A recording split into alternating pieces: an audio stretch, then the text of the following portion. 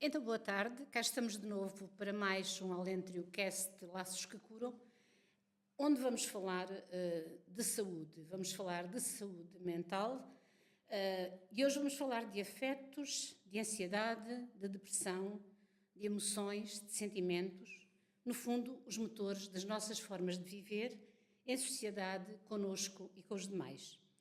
Como escreveu Álvaro de Campos, a nossa forma de viver tem de ser para cada um, comigo e com os comigos de mim. E para colaborar nesta conversa, temos hoje mais um convidado especial, o professor Dr. Rui Campos. Rui Campos é professor catedrático no Departamento de Psicologia da Escola de Ciências Sociais da Universidade de Évora, onde leciona unidades curriculares de Psicopatologia e Avaliação Curricular. É também orientador de estágios em Psicologia Clínica no curso de mestrado em Psicologia. Psicólogo, especialista em Psicologia Clínica e de Saúde e em Psicoterapia pela Ordem dos Psicólogos, é também membro da Sociedade Portuguesa de Suicidologia e membro do Centro de Investigação Integrado em Saúde da Universidade de Évora. Obrigada, professor, por estar aqui no Alentrio, a dar o seu contributo para um melhor conhecimento do funcionamento mental das pessoas, no fundo, de todos nós, seres humanos. Seja bem-vindo. Obrigada por estar aqui. Obrigado. Então, por onde é que quer começar? Vamos falar de emoções, vamos falar de sentimentos, vamos falar de afetos. Vamos fazer uma pequena distinção entre estas noções? Ok. Antes de mais, um obrigado por estar aqui. É um gosto e é um gosto contribuir para a literacia em saúde mental. Penso que também é um objetivo destas sessões e, portanto, esclarecer as pessoas que nos ouvem sobre estas realidades. Talvez possamos começar por aí, pela questão do afeto depressivo e do afeto ansioso, o que são, e talvez desmistificar aqui um bocadinho a ideia de que a depressão e a ansiedade são sempre patológicas. Não é? Todos nós passamos e vivenciamos em determinados momentos da nossa vida estes afetos, depressivo e ansioso, e isso não significa necessariamente que estejamos doentes. E, portanto, talvez possamos começar por esta noção de afeto depressivo e afeto ansioso, e não tanto falar da patologia depressiva e da patologia ansiosa necessariamente. É claro que são um contínuo e, portanto, quer na ansiedade, quer na depressão, nós encontramos estes contínuos entre o normal e patológico, e num lado temos depressões, por exemplo, ligeiras, circunscritas no tempo, subclínicas, até formas graves, incapacitantes, crónicas de depressão, e, portanto, temos de pensar neste contínuo. E nem sempre é fácil de distinguir o que é o normal e o patológico, ou esta fronteira. É a mesma coisa para a ansiedade. E eu diria assim, o afeto depressivo é qualquer coisa que tem a ver com o que aconteceu, tem a ver com o passado, e o afeto ansioso tem a ver com o futuro. O afeto depressivo tem que ver com, ou constitui-se como um espaço interno de resposta à perda, genericamente. E o afeto ansioso tem que ver com qualquer coisa que o indivíduo espera que pode acontecer de negativo no futuro. Uma expectativa de risco, tem a ver com o medo, e é vivido, do ponto de vista intrapsíquico, como uma sensação de inquietação. O indivíduo está inquieto, está apreensivo, teme que possa acontecer qualquer coisa. Ora, isto às vezes é muito definido, pode acontecer na fantasia interna ou na realidade para o indivíduo, outras vezes é mais indefinido. E, portanto, a ansiedade tem que ver com esta expectativa de risco, e a depressão tem a ver com uma resposta a algo de negativo que já aconteceu. A uma perda. Lato sensu. Portanto, no sentido lato, o indivíduo deprime-se porque reage a uma perda. E, como eu dizia, estes afetos não são necessariamente patológicos, desde que não sejam muito perturbadores para o indivíduo. Portanto, desde que o indivíduo consiga manejar estes afetos, eles podem ter até uma função adaptativa. Quer dizer que podem mobilizar o indivíduo para qualquer coisa. No caso do afeto depressivo, no caso do afeto ansioso, podem ajudar a pessoa a precaver-se de qualquer coisa que pode vir a acontecer. É bom que nós, em alguns momentos, possamos experimentar a ansiedade. Isso mobiliza-nos para tentar evitar um potencial risco. E no caso do afeto depressivo, podemos pensar que a sua função é mobilizar-nos para transformar o real. Ou seja, alguma coisa que correu mal e que nós podemos pensar, elaborar em torno da melhor forma de lidar com ela e de transformar esse real. Às vezes não é possível transformá-lo diretamente, mas pelo menos internamente o indivíduo tentar adaptar-se a essa situação menos positiva. Talvez. Quando estamos a falar de afeto ansioso e de afeto depressivo, estamos a falar de ansiedade e depressão, não é? Aquilo que as pessoas entendem por ansiedade e depressão. Professor, elas podem coincidir no mesmo indivíduo, na mesma pessoa? Sim. É frequente, quer do ponto de vista clínico, quer nestas formas ditas subclínicas, quer na vivência destes afetos sem que eles tenham um significado patológico, portanto, nos tais contínuos que eu disse, é possível que eles coexistam. Portanto, a realidade psíquica e o conflito psíquico, no sentido psicanalítico, é dinâmico e, portanto, não só estes afetos se podem alternar no tempo, como podem mesmo coexistir. Se quiser assim, do ponto de vista intrapsíquico, o que é que me ocorre quando penso na ansiedade, afeto e na depressão, afeto? Na ansiedade, afeto, o que me ocorre é, de facto, o desejo de fazer qualquer coisa e o medo. E no afeto depressivo associa-se à inibição, por outro lado. Não é? Do ponto de vista intrapsíquico, há inibição, há impotência, o sentimento de que o indivíduo não pode fazer nada. E, portanto, esta realidade psíquica é dinâmica e, portanto, nós podemos pensar que, como dizia, não só se podem alternar, como podem coexistir numa dinâmica interna em que o indivíduo experimenta mais ansiedade quando se permite mais fazer, ir ao sabor do desejo, e experimenta mais depressão quando se sente mais inibido e, portanto, não permite a expressão, como nós dizemos em psicanálise, da libido e, portanto, o indivíduo retrai-se, fica inibido. Não é? E, portanto, o conflito pende para a inibição ou pende para o aflorar do desejo e para a expressão da vontade própria. E, portanto, ora, num lado teríamos o afeto depressivo e do outro lado o afeto ansioso. E muitas vezes, quando se permite fazer alguma coisa e sair do afeto depressivo, sair daquele estado de depressão, confronta-se com a ansiedade e com o medo. Não é? E fica, às vezes as pessoas ficam ali paralisadas no meio entre uma coisa e outra. Sim. O indivíduo fica, e como perguntava, de facto podem coexistir. Eu acho que há uma experiência da nossa vida, da nossa existência enquanto humanos, em que estas duas vivências, estes dois tipos de afeto se cruzam muito bem, que é na morte. Não é? A angústia da morte remete para o medo, naturalmente, do desconhecido, daquilo que ninguém conhece, em boa verdade, mas ao mesmo tempo também evoca a tristeza e o abatimento e a solidão. Não é? Portanto, esta angústia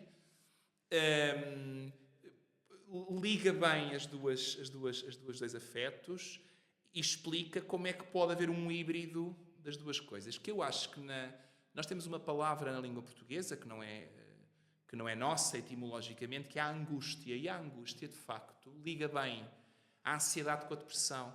A angústia é muitas vezes vivida no peito, e a letra significa aperto. Não é? Não é por acaso que as pessoas, até na clínica, falam no aperto no peito. E a angústia, tendo qualquer coisa de ansiedade, é também uma resposta a uma situação de perda. Não é? E, portanto, mistura estas duas vivências que se confundem e que são vividas quer do ponto de vista anímico, mas também do ponto de vista corporal. Nomeadamente a ansiedade, as pessoas falam muitas vezes desse aperto no peito, da sensação de desmaio, de uma inquietação no próprio corpo que não conseguem dominar, e às vezes dizem, não tenho palavras para explicar tudo o que sinto. Aquilo que nós costumamos dizer na escola psicanalítica da psicologia, a dificuldade em mentalizar, não é? Em ter palavras, justamente, em ter uma forma de pensar sobre o sofrimento, não é? De representá-lo, de lhe conferir um significado e do apresentar ao outro até sobre a forma verbal. E, portanto, muitas vezes as pessoas vivenciam estas experiências, quer as ansiosas, quer as depressivas, na esfera corporal.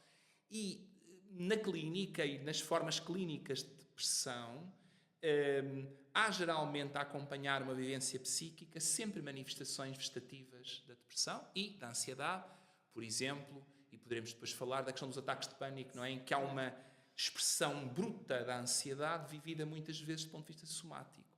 E estas vivências decorrem de, num dado momento, a pessoa não ser capaz de mentalizar, não ser capaz de dar um significado, de compreender e de transmitir ao outro o que é que se está a passar.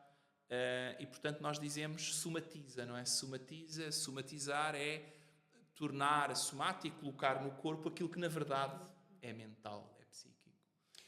Professor, muitas vezes eu pergunto às pessoas, quando me falam, sofri um ataque de ansiedade, semana passada, ontem, há 2 dias, e às vezes pergunto, mas explique-me lá o que é que sentiu, exatamente. E às vezes as pessoas dizem, não consigo explicar, era uma coisa inexplicável. E muitas vezes somos nós, terapeutas, a colocar as legendas, como dizemos, não é? A colocar as palavras e as pessoas dizem, é mesmo isso. Porque de facto às vezes faltam palavras, não é? É preciso um outro que dê ou ajude a construir um significado para a experiência. O ataque de pânico, para quem nos ouve e que eventualmente não conheça exatamente, o ataque de pânico é uma vivência paroxística, como é um termo da semiologia clínica, quer dizer que a ansiedade é vivida de forma aguda, muito intensa, mas que cessa rapidamente. Portanto, tem uma evolução muito rápida e em que, por uma qualquer razão interna, o indivíduo se deixa perder. Eu já escrevi e já falei sobre isto. É como se o corpo ultrapassasse a mente, não é? Portanto, o corpo vai em qual alfa pendular e, portanto, toma conta do indivíduo, daí a expressão bruta da ansiedade no corpo. Talvez o Dr. José Barata, que foi um psicanalista já falecido, falava de uma falta de companhia interna, que é uma expressão muito feliz. É como se o indivíduo sentisse, de repente, e sem que pudesse justamente ter uma compreensão para si próprio sobre isso, um desamparo. Uma vez esse desamparo, de solidão interna profunda.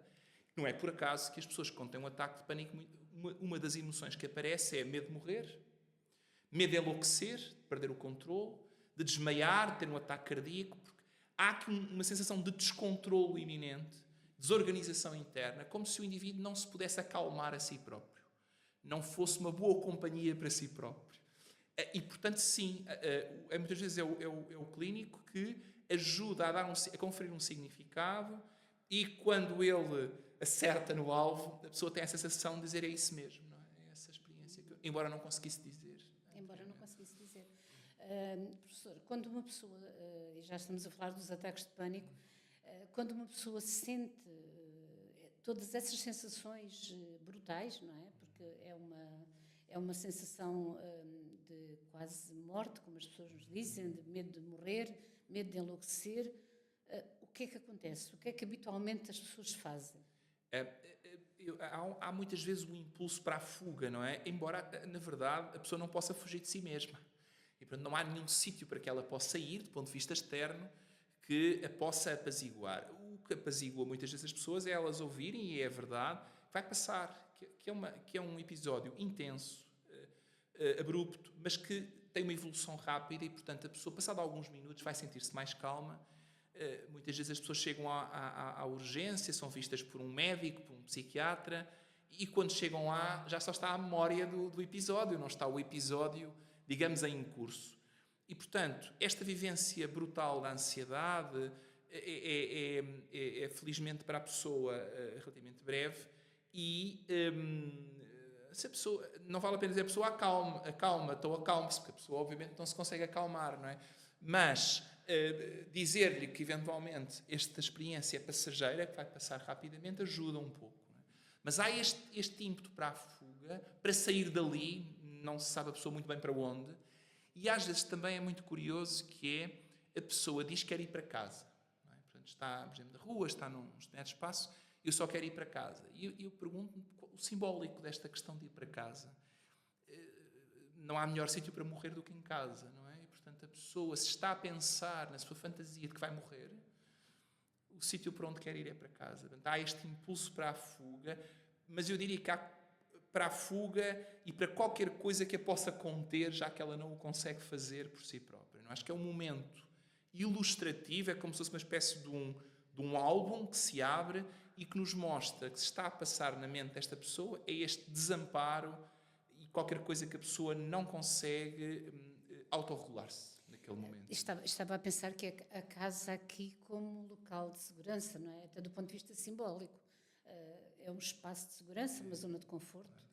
Sim, também faz sentido. Portanto, como se a pessoa procurasse essa segurança e pudesse ir para a sua própria casa e aí sim sentisse mais calma. Não é? Professor, estamos a falar, já estamos num grau de gravidade elevado em relação à ansiedade, não é? Já nos ataques de pânico, mas há pessoas que nos falam de um outro tipo de ansiedade, que é uma inquietação geral que não conseguem definir, que não têm picos, vivem com aquela inquietação há anos, umas tomam ansiolíticos, outras não tomam porque nunca disseram ao médico, porque basta dizer ao médico, não é preciso ir ao psiquiatra, basta dizer ao médico de família e ficam logo com ansiolíticos. Às vezes é essa sensação de que a pessoa está inquieta, está ansiosa, não se sabe porquê, não lhe aconteceu nada, é mais difícil de abordar, não é? É mais difícil também de vivenciar isto. Sim, o termo que se utiliza normalmente, que é a ansiedade generalizada, não é? Sim. Em que a ansiedade não se foca particularmente num objeto ou numa situação, como nas fobias, mas é dispersa, não é? E, portanto, as pessoas inquietam-se por coisas do dia-a-dia. E é sempre preciso compreender o que é que aquela situação evoca internamente, porque na maior parte das vezes não é a situação em si que é geradora, mas é aquilo que ela simbolicamente evoca internamente ao indivíduo. Eu permito-me aqui um bocadinho mais, uma vez mais, ir à psicanálise para distinguir aqui a ansiedade sinal da ansiedade traumática, não é? O Freud falou disto. A ansiedade sinal é aquela que é adaptativa, que nos mobiliza, como eu dizia há pouco, nos previne de um acontecimento. E que nos faz sair dessa zona de perigo. Exatamente, também, perigo, e que nos permite dizer, bom, se calhar não vou por ali, vou por outro lado. Mas depois há uma ansiedade traumática, ligada a experiências adversas do passado, e essa sim é a tal que paralisa o indivíduo. Não é? Portanto, que deixa a pessoa sem os recursos, sem capacidade de mobilizar os recursos internos para fazer face àquela situação. Volto a dizer, muitas vezes não é o perigo externo, é um perigo interno que é simplesmente evocado por uma situação concreta que tem um significado, muitas vezes não é claro para a pessoa, mas que faz a ponte com uma experiência passada ou com experiências anteriores, da história pregressa da pessoa, com muitas vezes relações significativas marcadas pela incerteza, pela ambivalência, aquilo que aparece muito na literatura psicológica, confesso que não gosto muito do termo, mas aquela vinculação insegura, não é? O indivíduo não tem uma almofadinha interna para se aconchegar, digamos assim, e, portanto, a pessoa está sistematicamente a ler as situações, há aqui uma componente cognitiva também, a ler as situações como potencialmente perigosas ou ameaçadoras. É aí que entra o traço, não é? O traço, às vezes as pessoas mais ansiosas tendem sistematicamente a ler os acontecimentos como potencialmente mais perigosos. Como as pessoas mais depressivas tendem sistematicamente a encontrar injúrias à sua autoestima perante pequenos acontecimentos do dia-a-dia que não têm assim, mas a pessoa diz, isto é por minha culpa, fui eu que fiz mal, e portanto estão a ler a realidade, como Filipe Azem sabe, à luz da psicanálise, de acordo com um modelo de relação interna, não é? Em que a pessoa se calhar foi menos valorizada, foi menos tranquilizada no passado e, portanto, tem este modelo interno em que as situações são perigosas, são potencialmente perturbadoras ou são um indicativo de que ela não tem muito valor e que fez alguma coisa mal. Isso é uma das situações que vemos muitas vezes, não é? A autodesvalorização, eu não presto para nada, eu não sirvo para nada, eu não consigo fazer nada bem. Estes traços depressivos surgem cada vez mais na clínica. Sim, uma certa tendência da pessoa para se apoucar, não é? É um pouco isto que é o traço depressivo, se apoucar, e esta necessidade do indivíduo, e todos nós temos esta característica, a psicanálise também nos diz isto muito bem, que é repetir o mesmo modelo. E, portanto, o indivíduo que internamente tem este modelo em que foi desvalorizado, foi ridicularizado, culpabilizado, e, portanto, a pessoa tende sistematicamente a interagir com o ambiente de acordo com este modelo. O problema é que não é só a personalidade que interage com os acontecimentos do meio. a coisa é mais complicada e a investigação na psicologia da personalidade mostrou isto. É que as próprias condições internas do indivíduo, os seus traços, são eles mesmos condicionantes para a ocorrência de determinados eventos. Portanto, a personalidade cria as condições para que depois o indivíduo leia essas mesmas condições como correspondente ao modelo de base. Portanto, e isto é uma forma de perpetuar as características, nomeadamente as características depressivas. As pessoas mais depressivas tendem a colocar-se em circunstâncias em que são mais julgadas pelos outros também. Não só depois respondem a essas situações como se desvalorizando mais, mas também criam as condições para que depois sejam menos valorizadas. E isto vai perpetuando este traço. É quase transgeracional, não é? Também. Transgeracional. Professor, aqui coloca-se uma questão que as pessoas dizem-nos algumas vezes: eu sou assim, a minha mãe era assim, já o meu pai era assim, então isto é hereditário? Bem, essa é aquela velha questão da saúde mental, e que, digamos, dá um pouco cabo da cabeça, passa a expressão aos investigadores e também aos clínicos, naturalmente, que é esta ideia do que é hereditário e do que é adquirido na perturbação mental em geral e depois nas perturbações ansiosas e nas perturbações depressivas, mais em particular. Eu acho que para nós psicólogos é mais interessante, independentemente do contributo genético que possa existir e existe, nós olharmos sempre a psicopatologia como uma psicopatologia do desenvolvimento. E, portanto, sempre à luz da história do indivíduo e das circunstâncias mais adversas pelas quais ele passou. E note-se que não quer dizer que a pessoa tenha necessariamente sido maltratada, abusada. Estamos a falar sempre do ambiente e da leitura que o indivíduo foi fazendo dos acontecimentos.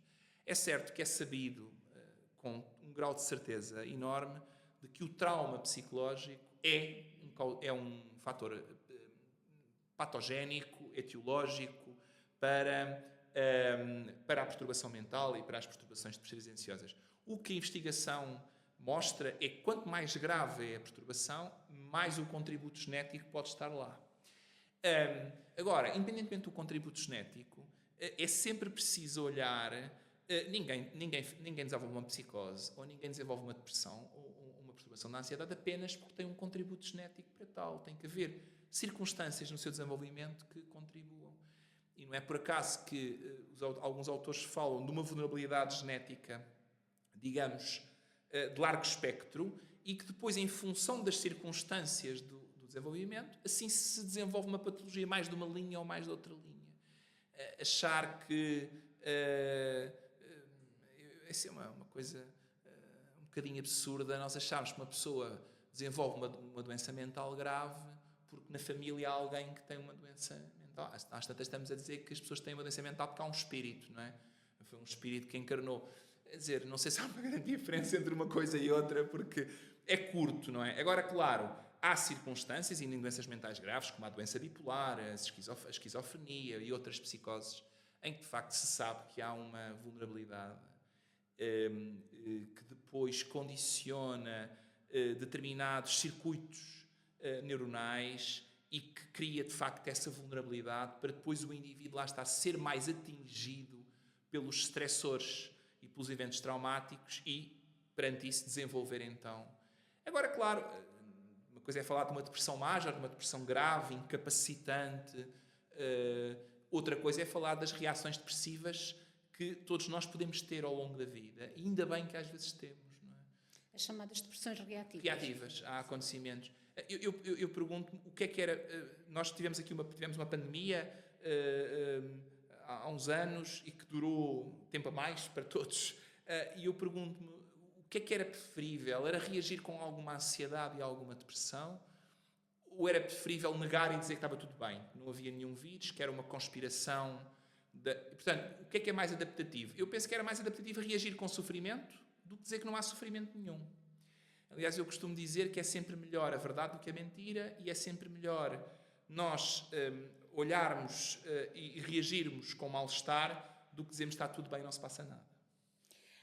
Agora fez-me pensar nisso. Nunca tinha pensado na pandemia, nas reações à pandemia, como uma negação à realidade, quando se dizia não há vírus, não há nada, não vou vacinar, mas vacinas são um perigo, não existe nada, isto é tudo sei lá, uma cabala, não é? Isto é tudo uma invenção. não é? Ouvia-se dizer isso, não é?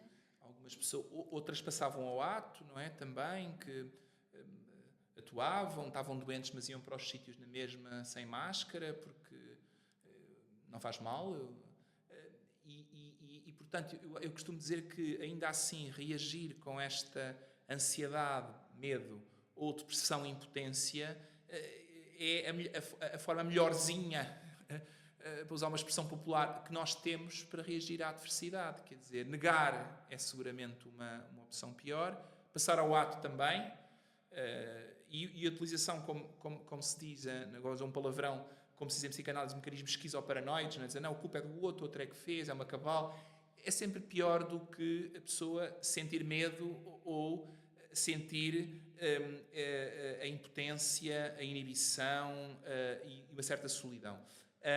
Quem é que não sentiu essa solidão e esse medo durante a pandemia? E ainda já agora, uma outra forma também de reagir a Filipe há bocado aflorou a questão, que é a pessoa que não tem palavras e expressa pelo corpo. Também é uma forma de reagir ao mal-estar. Veja-se aquelas pessoas que entopem os centros de saúde com queixas somáticas que, na verdade, são queixas somatizadas, não é? Portanto, são mal-estar psíquico, sofrimento, que a pessoa não consegue elaborar e que é transferido.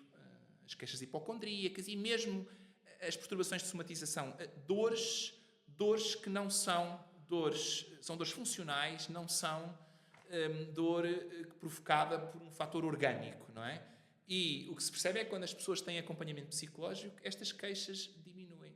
Mas elas estão a reagir à adversidade através da somatização. São formas diferentes do ser humano de reagir, e eu acho que aquela que estamos a falar aqui hoje ainda é a melhorzinha.